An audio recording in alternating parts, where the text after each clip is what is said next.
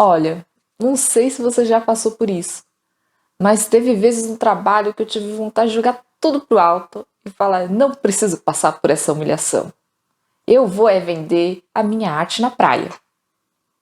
Só que aí você para refletir um pouco, faz as continhas e aí a ideia morre ali mesmo.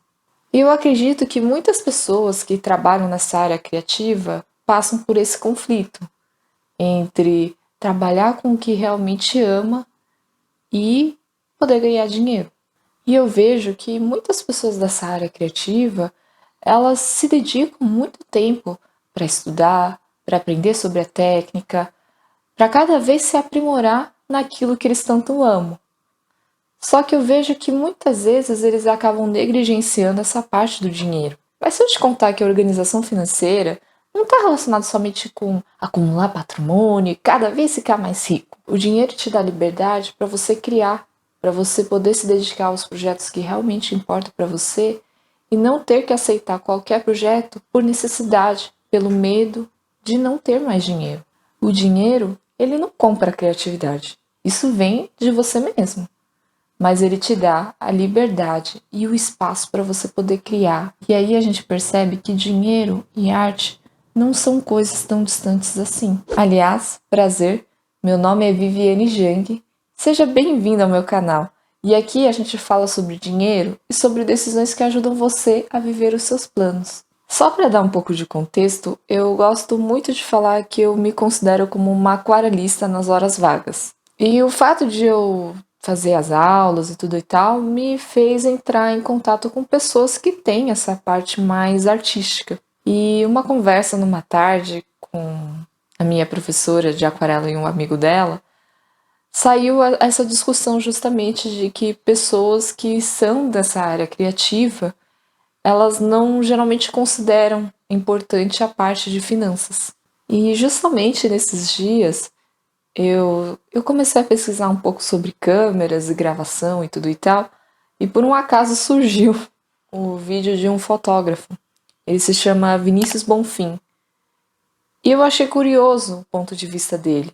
Eu vou deixar depois o link do vídeo que eu assisti. Eu acho muito legal assistir do ponto de vista de alguém que trabalha na área mesmo. Nesse vídeo, ele conta qual é a lição mais importante que todo fotógrafo precisa ter. E por incrível que pareça, não está relacionado sobre enquadramento, iluminação, áudio. E a lição mais importante que ele acha que todo fotógrafo tem que ter é sobre como guardar dinheiro e investir. Eu achei isso surpreendente. E eu achei esse ponto de vista interessante porque, na verdade, eu que trabalho com finanças, para mim isso é muito óbvio.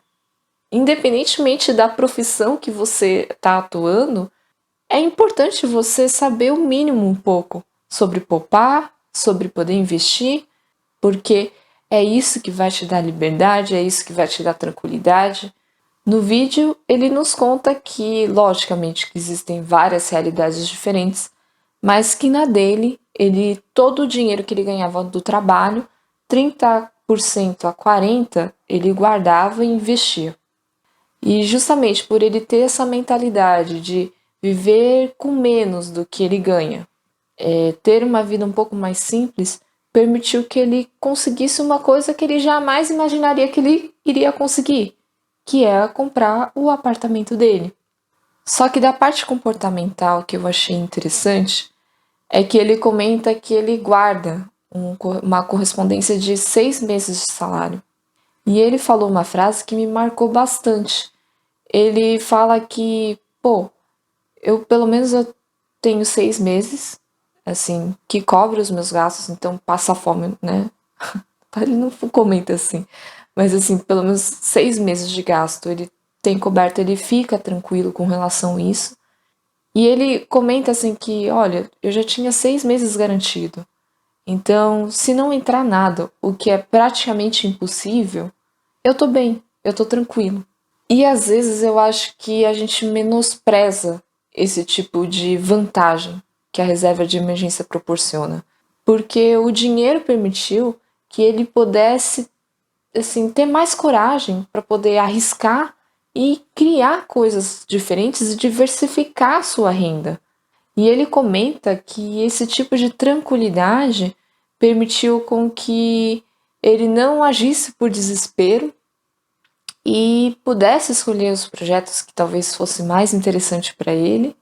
E você reconhecer que essa insegurança constante, porque geralmente a renda de quem trabalha nessa área, ela varia muito, ela pode sufocar a sua criatividade. E pensando tudo isso, na hora eu lembrei de uma história que um colega meu me contou. E ele veio me contando assim, como se fosse um absurdo que o amigo estava fazendo. Acho que não um absurdo, mas talvez coisa de louco. E esse amigo, ele também trabalha nessa área de audiovisual, pelo que eu entendi. E ele estava participando de um projeto que ele tinha certeza que o que eles iriam ganhar com aquele vídeo não pagaria os custos. Então imagina, é como se você falasse que vou vender uns brigadeiros aqui. Só que aí você vende e no final o que você ganha não paga nem os ingredientes. E quando você fala racionalmente e na cabeça do meu amigo, aquilo lá não fazia sentido nenhum. Mas quando a gente pensa no propósito, no que é realmente importante para o amigo, que talvez seja criar arte pela arte, eu penso assim, quem somos nós para julgar o que é importante para um, o que é importante para o outro? Para ele aquilo lá acho que mexe com algo muito mais profundo que pode estar relacionado com o propósito, né? Assim, quem sou eu para dizer o que o amigo acha, porque eu nunca conversei com ele. Mas eu acho que toca justamente ali. E uma coisa eu acho que é ele entrar ali sem entender de nada, sem entender quais são os custos, quanto que ele vai ganhar, sem ter algum tipo de previsibilidade.